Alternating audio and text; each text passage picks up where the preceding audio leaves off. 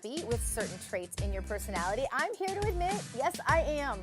Do you want to change some traits in your personality? Oh, are there traits I would love to change? I would like to be more patient, for one thing, less guilty, less regretful. Well, if you're wondering whether you can actually change your personality, we have the one and only clinical psychologist and my partner on my book, Dr. Dathan Paterno, here to tell us how. Welcome back to Smart Life, Dr. Paterno. Good to have you. Thanks. Good to talk to you, Gina. I sold some serious books this weekend in Fresno, California. You'll be happy to know, my co-author.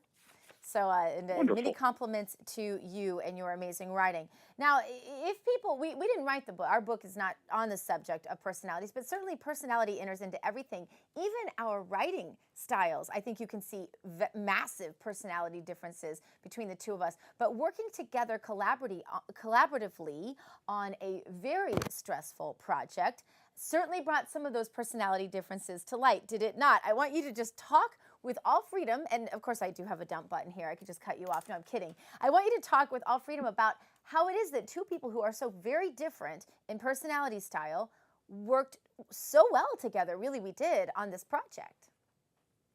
Oh, that's absolutely true. I think that it was a pleasure, and it was exciting to see how two very different people, and for your listeners and viewers out there, we are very different people, and some of our personality styles are really complementary on a project like this, because I'm very linear and somewhat organized in my writing. I go from point A to point B to point C and D. And you have very different style where you're trying to hold all kinds of thoughts in your head at once. And we needed both of those things. You know, I almost talk about it like, you know, your female perspective needed a mustache, and my male perspective, needed some earrings. And together, it kind of came together in a fuller, more complementary nature. We just went all tranny, and I don't even know how that happened, but that's awesome.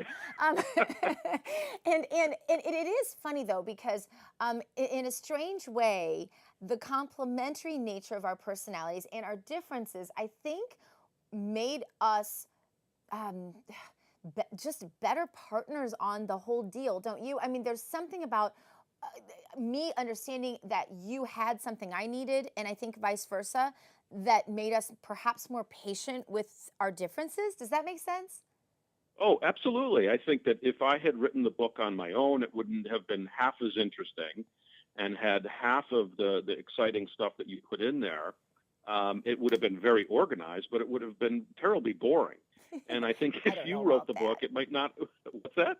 I said, I don't know about that. But yeah, you're right. Well, if I had written the book by myself, it would have been much harder for me to sort of stay ballast. You know, I think that's always, my husband calls me a shark. He's like, you have no ballast. You move like a shark. Whatever your goal is, you're going to get there. And that's true. And that's not always good. Not always a great writing style unless you are very focused on a specific goal. And so it was good, especially in something as big as a book, to have each other in the project. And this is a lot like marriage, isn't it, Dr. Paterno? When couples are together and they have different personality styles, as one of my guests put it already today, you tend to fit together as a unit. There's a reason why opposites attract, and this is why, isn't it? That's right. My wife and I are definitely very opposite in some very important points, even in our views of psychology. She teaches psychology, I practice psychology, and we have wonderful debates because we have very different views about personality. I'm much more of a nurture person, and she's much more of a nature person when it comes to the idea of theories of personality. And so both of us, I think, have valid points in that. But a marriage is definitely like that. It has to be complementary. Otherwise, it's going to be very boring. How much of this is flexible? Can we change our basic personality makeup? When my husband asked me this morning, do you want to change? Do you want to be less driven and more a person that can stop and enjoy their successes? And he made the point, he said, your lifelong dream was to live where you live and do what you do. You're doing it, you're living there. Can we relax for a moment? I'm like, no, I have to figure out what else I need now. He's like, oh, you make me tired. Can I change that about me? Yes. The short answer is yes, but there's a couple of very strong caveats there.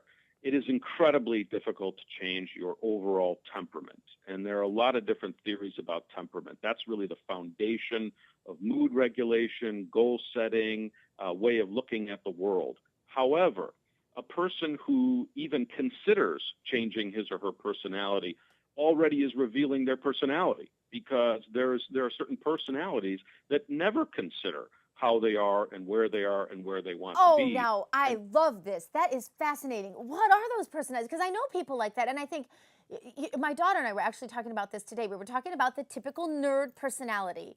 And she has a friend who's a nerd. And he was saying to her, I have no social skills, basically. He admitted it. And he knows it. And he's not doing anything about it. He doesn't care. I can't imagine knowing you have no social skills and not caring. What are the personality styles that just don't care?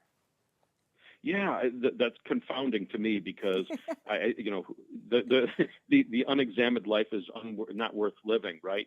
In certain personalities just do not look inward, partly because if they look inward, they're going to see something that they don't like. Mm-hmm. And if they're unable to tolerate that, they will figure out some way to stay distant from themselves and not look in the mirror. It's almost like a person who really hates the way that they look. They're going to stay away from mirrors. Okay. And they're also going to stay away from those people who are going to tell them how they look. Wow. All right. And there are many, there is a personality style that does not want to do that for whatever reason. Some people may argue that that's nature. Other people, like myself, would argue that that's nurture, that their earliest relationships were such that the critique was too harsh and they were unable to tolerate it. And so they learned that it's unsafe to be in a relationship where people will look at you negatively, and you just can't tolerate that kind of self-critique.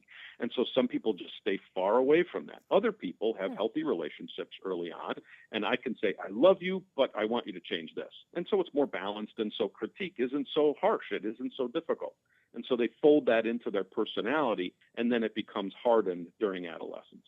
So what you're saying generally, if I can summarize, is that for those who can accept some level of criticism, perhaps those who even seek it. I'm one of those who is always saying, hey, can you critique this for me? Can you edit this for me? Can you look this over? Can you tell me how I did? Can you tell me how I can do better? If it's that kind of person, then they're more likely to want to examine things like their personality style and to examine if they can change it. And if they're the kind of person that get really upset if you even go to them in the most gentle ways with a slight critique or something that might help them improve something they're doing, that's the kind of person you don't approach about getting to know their own personality type.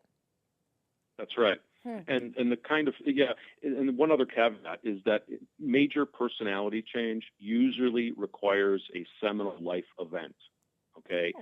For example, the soldier who goes off and is normally very positive and feels safe and trusting and experiences trauma, that kind of event is big enough to alter the brain both biologically and the soul spiritually, and so their whole way of looking at the world can radically change.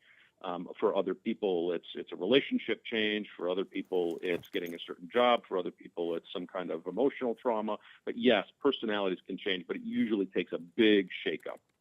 That's really interesting because I am just looking over my Facebook page on some of the comments, and Tom on my wall says he believes you can change personality. He says he went from happy-go-lucky, secure, nice, and normal 5 years ago to the cynical, angry, worried, sad person that he is today. He said it wasn't so much him that changed himself, but it was government and what is happening in our culture that had a profound effect on him and absolutely changed him from kind of happy-go-lucky to more cynical and, I hate to say it, but activated. Sure. I mean, personality is in its essence a combination of those unique factors that include our belief system, our way of thinking, our emotions, and our actions. And so things from outside, like huge governmental changes, can affect how what we believe about the world. And of course, if you believe very differently about the world, you're going to behave differently and you're going to feel differently. That's a different personality right there.